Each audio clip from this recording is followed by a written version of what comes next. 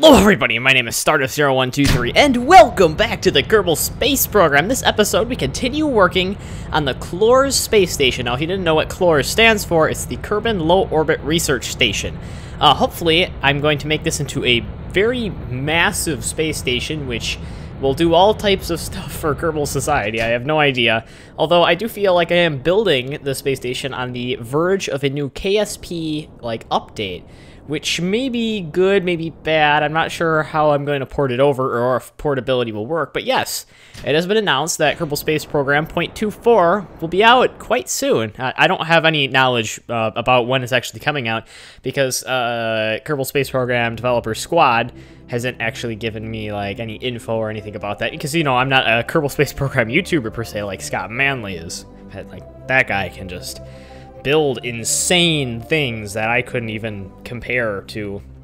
I mean, I can go to Jewel on different planets and stuff, but he can, like, do it in, like, a 4-part spacecraft.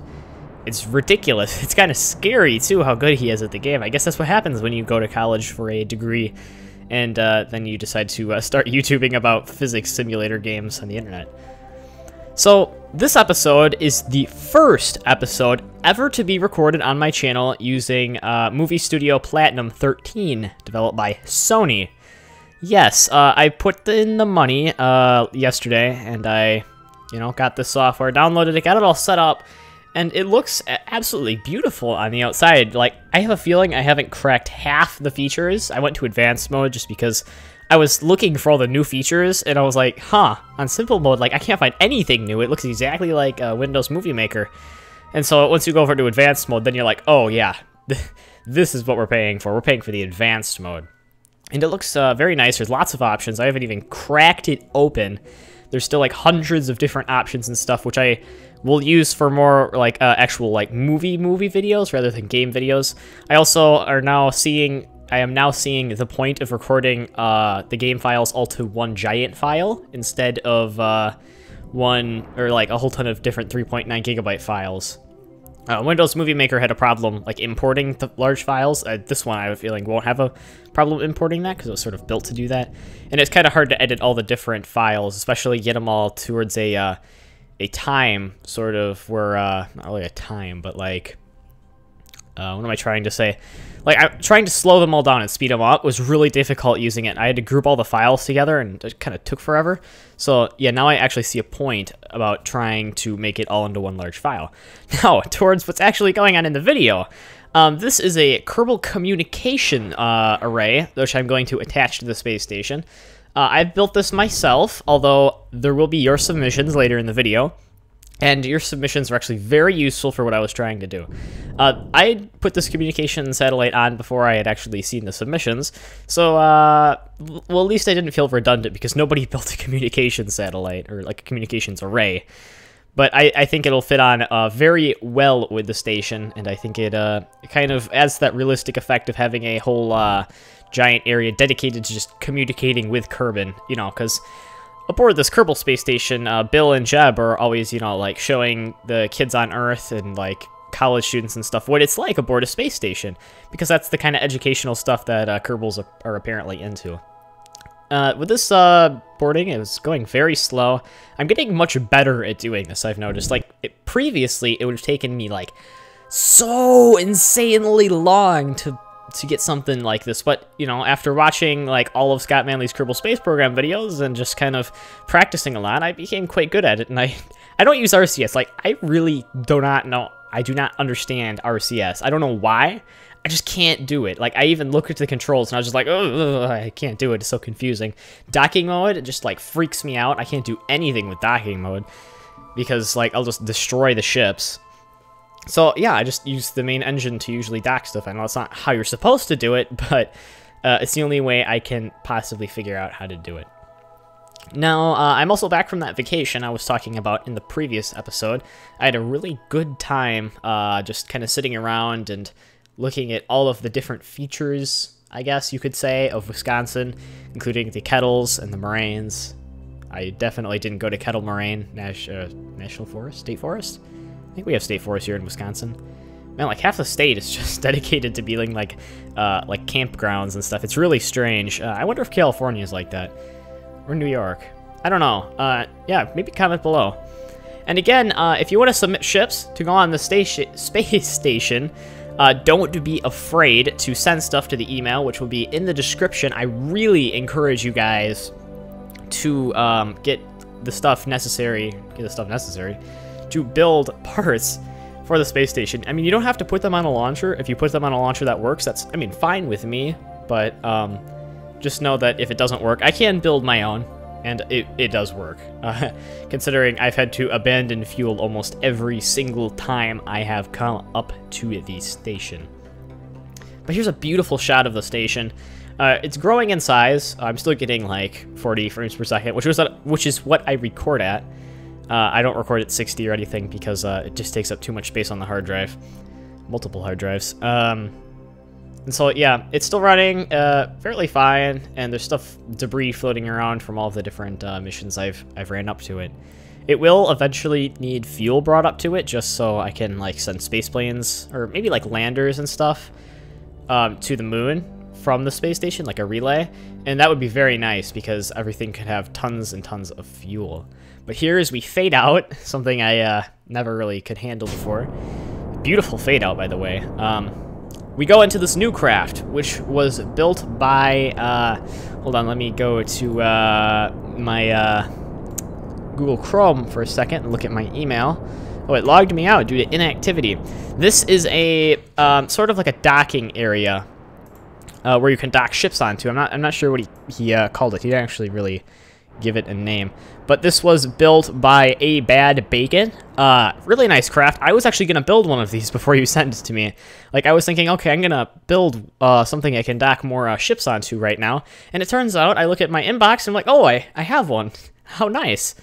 And so, it saved me a whole ton of time. Very useful piece, too. It was very nicely put together. The launcher kind of scared me, because at one point during the launch, I actually thought that I was going to run out of fuel and not have enough to complete the journey to the space station, but it turns out that there was like way more engines on this thing than I actually thought there was, which was kind of surprising. This is also very aligned, too. Like, I didn't realize how close of an alignment I got into the space station until, like, it flew past me at, like, a couple kilometers away. I was like, holy crap, that thing is close. So I mean, it's good that I timed it up so perfectly, but it kind of scared me. Yeah, see, right now we're having an issue, or I didn't know that engine actually existed, and we didn't really have enough delta V to circularize our orbit when I wanted to, so we came in at a really insanely wonky orbit. Insanely wonky orbit. That's an interesting new creation of word. So I just had to get it above 70 kilometers, and then I just had to, well, I didn't really try to fix it. I just tried to get it so I could, you know, come into like an intersection with the craft, and I just messed around with maneuver notes for a bit until I could find something which would get me relatively close, and I did. And so I would make the correction burn, and then you get up to the craft. See, the thing with the game is you can't always directly burn towards the craft. What you want to do is you want to, or you don't even have to get into the same orbit as it. All you need to do is you need to get an intersection which is close to the other craft, like within, I'd say about 10 kilometers would be a safe distance between them. And then once you get to the closest point, you cancel out your velocity relative to the other craft, which you can use by going into target mode and then burning retrograde. And then you'll be traveling the same speed as it. And then you point to it, which is the pink marker with the circle in it. And then you just burn towards that, and then you keep burning that retrograde until you're like right up next to the craft. And then you just kind of target the docking node, and you burn towards the docking node. I mean, in theory, that sounds really simple, but it's not actually that easy. If it was that easy, I guess everybody would be docking spacecrafts right now. I know a whole group of people that can't even really get anything into orbit, and that might include Canada Goose as well. But I just think that, I guess it's just because I play the game a lot. I mean, I've owned it for many years. I don't know how I just suddenly became so good at it all of a sudden, but apparently I am. So I am planning that mission I was talking about to Jewel. I will do a mission to Jewel because I think that would be awesome to go to Jewel. I've always actually kind of wanted to visit Lathe. My gosh, I keep screwing up half my words. I want to go visit Lathe, mainly because it has atmosphere, and I think I might be able to take a little bit of like a jet plane or something, or maybe just like a glider to the planet, and I think that would be just boatloads of fun. And I could record that, obviously, and show you guys what I've been doing. And as I look at the space station now, I realize how much it's becoming just like its own sentient being. It's becoming massive until it reaches the point where like I can hardly even control the thing anymore. See, when I first put it up there, I could spin it, move it, and maneuver it as much as I really wanted to. But as I keep adding more and more modules to it, it just becomes hard to like twist around and move towards anything. So I have to move all the other crafts around the ship. And that might be a little difficult, but I think I can totally do that. We're not at that point yet, but we will be getting to that point very, very soon, depending on how many ships you guys send me to add onto the station, too, because I want to make the station huge. I mean, that's really what the goal of the Clores station is. Well, I don't know if you'd say Clores station, because Kerbal Low Orbit Research Station doesn't really make much sense. It's what happens. And a lot of these things you guys send me, too, are unmanned, which is very interesting because, like, the station is huge, and it, like, near the end of this video, it'll have room for, like, 9 people, and there's only, like, 3 on board, which is kind of scary, because I don't know why I have that much room and not that many Kerbals on board. It's sort of like, if the ISS just had 1 person on board it, like, just because I guess the government wanted to. And, yeah, see, right here, I'm trying to use the RCS, but RCS just doesn't work too well. I'm just running out of things to talk about. I just realized that this video is like 26 minutes long. I tried to make it as short as I possibly could. Like, I literally, like, I made the videos, or I sped up the videos as fast. Oh, yeah, see this? I just totally screw up. I go into docking mode, and I'm just like, yeah, I have no idea what's going on anymore. That was a big mistake. When I was using Sony Movie Studio, I was making these videos as fast as I could possibly make them, and it wouldn't let me make them any faster. I was like, seriously? There is a limit to how much you can fast forward your videos? That's pretty interesting. I didn't know that. I mean, Windows Movie Maker will allow you to basically fast forward your videos up to about, I think, 128 times. It's ridiculously fast. Although the preview for the videos is awful. Like, it is the worst possible thing I've ever seen. With Sony Movie Studio, you can change the preview of the videos to be whatever the optimum quality is. So it'll reduce the quality of the video, but it'll show you basically what it will be when it's rendered out. But, you know, not as in good quality, though. And it's beautiful. It's great, because I can actually edit the videos and not have to be like, okay, what is going on at this point? I guess I'm just going to have to guess. So that was a good feature that they included. I mean, there's a big difference between Windows Movie Maker and Sony Movie Studio. I haven't actually used all the features yet. I think I'm just starting to repeat the stuff I'm saying earlier on in the video. Jeez. My gosh. But yeah, it will be easier to edit stuff. I will say that. And it does look... Is this a full screen button? Is there really a full screen button? No. View video preview on external monitor. Ooh. Like right now, I'm just not even really paying attention to the video. I'm just messing around with the video editor while it's recording all my stuff. I just hope I don't hit the wrong button and accidentally stop recording everything, because that would be bad. Well, I don't think it would delete it, so I could just stop and then restart where I left off. So here we are. We're coming in for what to me looks like a very easy dock. All you got to do is you just got to line them up, and then make sure you align the marker, the prograde marker, with the red dot, and then you kind of just gotta burn towards it, and then it like wiggles around. Especially with all the SAS units I have on all of these things. A bad bacon. That's a very interesting name. Put all like an SAS unit on the ship, which is that big circle in the middle. So this thing's got like super SAS, and it's like really hard to get it like into a docking position, but that's fine with me. Having a good SAS is really nice for actually getting the thing up into into orbit. We're not in air right now. Technically, we actually should be in air, because like with atmospheres, there isn't just a single point where the atmosphere cuts out and you're like in space. Well, I guess there's like a human-defined version of where space like begins, but there's still air up where the International Space Station is. Like, not much air. Like, you couldn't go out and breathe it. Well, I mean, no. Well, it's sort of like a vacuum, but there's air molecules still trapped around the planet at that altitude. And it actually causes a great deal of air resistance against the space station. And so it is slowly deorbiting, which is very lovely. They have to boost it up all the time to keep it orbiting around the planet. Or they could build a space station in, like, a very high orbit, like a couple 100 kilometers up more than where it is now. I'm not an expert on human Earth orbit physics, but I apparently am an expert on Kerbal, or Kerbal Space Program physics. That's kind of strange. I was suffering some bugs earlier, but that's for a different video. So yeah, everything attached, it all looks really nice. The solar panels were kind of sporadically put around this ship, which was a bad Bacon's choice. Look at that. I really love the effects of that, and just the ability to control the fades. And so here we have another ship, which was submitted by... Hold on. It's in my inbox. Which was submitted by Cave Miner 7. Yep, he left a comment on the video as well. This is called the HMS Habitation. It includes 2 of the Hitchhiker storage pods, one of the I don't know, I call it the weird, I don't know what to call that main module that the Bob Kerbin is chilling in right now. That really good one with a nice view. I guess that's what I'll call it.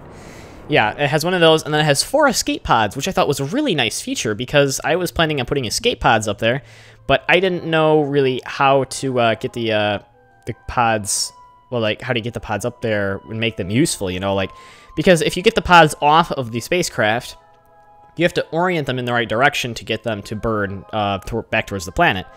And I realized that if the pods, like, were in a giant space station like these were, that they would just hit the I'm only like giving up on my speech right now.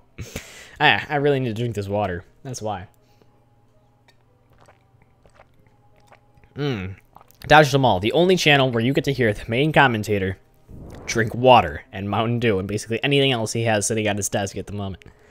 Anyways, I was saying, so the pods would decouple from the station, but then they have to spin around retrograde to burn and get back to Kerbal. Now, I realized the problem is that if the space station is large enough, when they point back to, like, or when they point retrograde to burn back to the planet, they would just hit the station. And I was like, oh, this is going to be a really hard thing to do.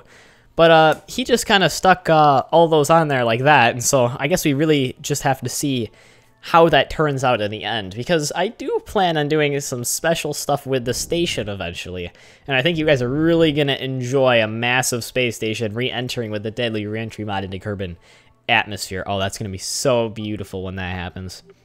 Yeah, well, of course, Kerbal Space Program 0.24 might come out by then, and I might totally just be screwed. But maybe I already have a copy of Deadly Reentry for 0.23, 0.5. Man, so many points in that. Some new exciting features of 0.24, just filling the time in here, are career mode. There's been some big updates to that, I've heard. There's going to be money, and there's going to be contracts, and I'm really looking forward to doing these contracts, so I haven't figured out how to make these into a video yet. That's something I got to think about for the duration till it comes out. Now, a special thing that's happening right now with this spacecraft that you're seeing, I had to change a giant RCS tank, because there's a fuel tank on this thing. It was an RCS tank, and I changed that to a fuel tank. Man, that was a really confusing sentence. And I stuck some engines on it and removed all of the RCS ports, since I realized that there was no way I could use the RCS to actually do anything. And so I was thinking, oh, that'll be nice. It's about the same exact size, and I can just put those little side engines, radial engines on. Those will be nice, so I toggle a place open for that. And whoa, I'm like moving my head around trying to see the video preview. I'm like breaking the fourth wall all the time. I break the fourth wall like every single video I record. I begin talking directly to you, and I begin addressing you, and I just get away from the video, and I'm just like, oh, hey, or like I start talking about real life instead of the video. That's what I'm saying, trying to say. And so like I'm saying, oh, hey, look at this on my phone, and like, oh yeah, there's the video. So yeah, I eventually realized that. Well, I realized that the station's hard to move, and I also realized that there's no fuel left in that massive fuel tank that is on the Habitation module. And, like, I didn't understand why for, like, the first 3 seconds.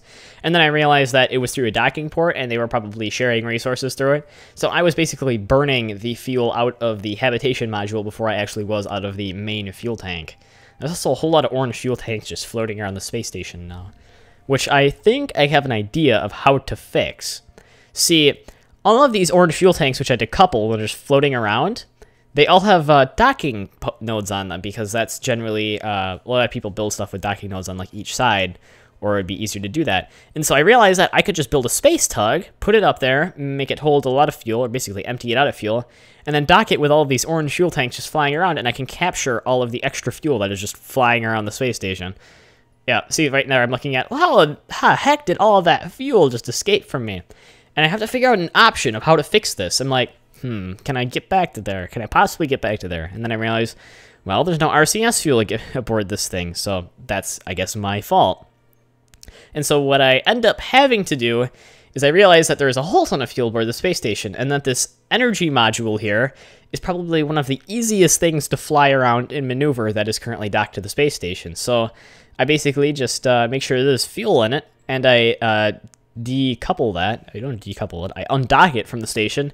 I flip it around, and I send it over to the Habitation module because, you know, why not? I mean, all of the other modules aboard the ship or the station are just gigantic, and I mean, they don't carry all that much fuel. But this one is basically just a big fuel tank with some solar panels on it and a whole ton of batteries. I mean, if I lost this unit, it wouldn't be too hard to send another one up because it really isn't that big. But I highly doubt that I could actually destroy this thing. It's very durable, and we are in space. I also turned on the lights in the space station, so you can really see everything that's going on around the space station, but you can't actually see the space station itself. I guess that's just a really bad design flaw that I never really fixed. Yeah. So yeah, here we are, just burning towards the Habitation module of the space station. It's looking amazing as always. Everything aboard this station just looks really amazing. I also realize that there's a whole ton of unnecessary parts aboard the ship, but we don't need to worry about that. I just try not to hit the space bar if you ever go aboard the ship, because then everything will just start automatically like destroying itself. Yep, there we go. Just coming in, trying to get this docking working right. And there we go. Look at that. And see, now we can transfer the fuel between the ships. I'm not going to put all of the fuel in there because I'm pretty sure that's like a larger tank. Or maybe it's the same size. I don't know. The preview didn't really show me too well. But, yep, we just, and then we're going to go back with the energy module since this thing is like super easy to dock. And also because, well, I don't know why I docked that first. Other than that. It was super easy to dock. I guess just because I didn't want to hit it with the other one.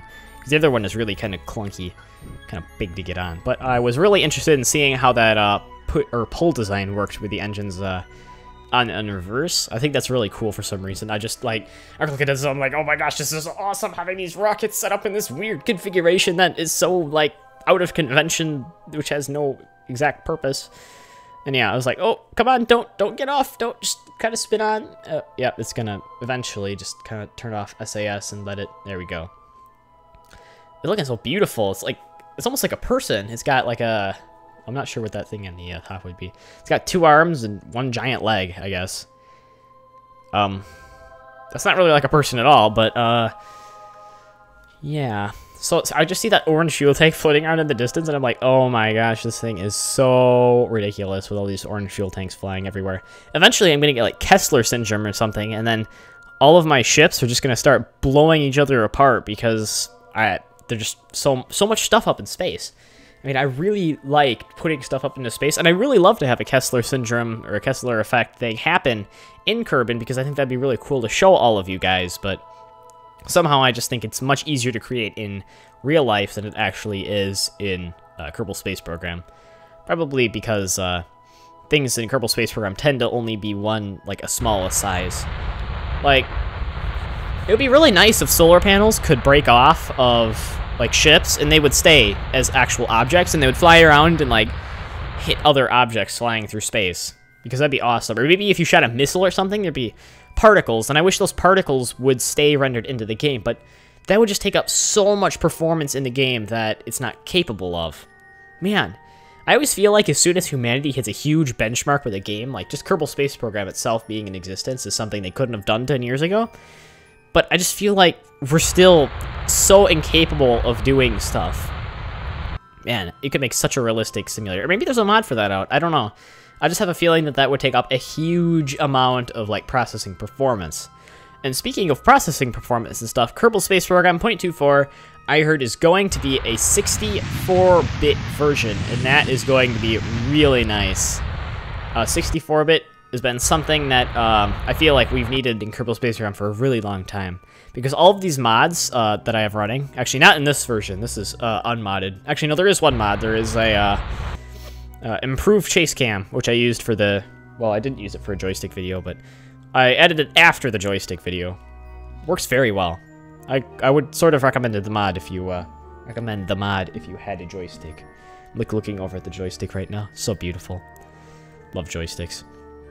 I'm trying to align the ship's docking port right now with the Habitation module, and that doesn't seem to be working very well because everything is just sort of flying around randomly and just spinning and jiggling, which is what happens when your ships start to get to a size which is almost incomprehensible. So yeah. I don't know how many times I've said this, but make sure you submit any ships you build, because generally if you've made it to the 25-minute mark, actually 26 minutes now, you're sticking around for the entirety of the video. So just make sure you submit a ship to me. Send it to my email at dodgethemall@dta-mc.com, and I will review it, and I will make it into a video. I don't know why people don't think I'll do something with it, but I'm really interested in getting all of you to make this into like a fun community project. Because that's really what the channel is all about. It's all about having the subscribers take part in something with like a group of other people and do it in a creative and a fun environment where there's like no harassment and stuff, because harassment is just harassing. I mean, wouldn't you agree with me? Oh, crap. I'll probably get quoted for that, and that'll be like the most famous thing that I ever said. I don't even remember what I just said. Oh, okay. Anyway, so we have the ship, and we're getting ready to dock it. The engines are working very well, and I believe it's just going to be a straight burn right towards the docking node.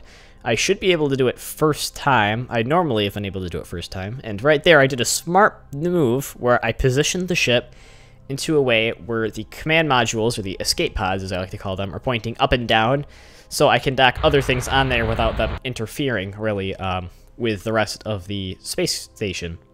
There we are. We got rejected by it. The docking node rejected us, so we had to burn back towards it, and it would accept us. Now, all of these modules, which you guys have sent me, are very useful. I docked them both together. I am very much enjoying anything that you send me.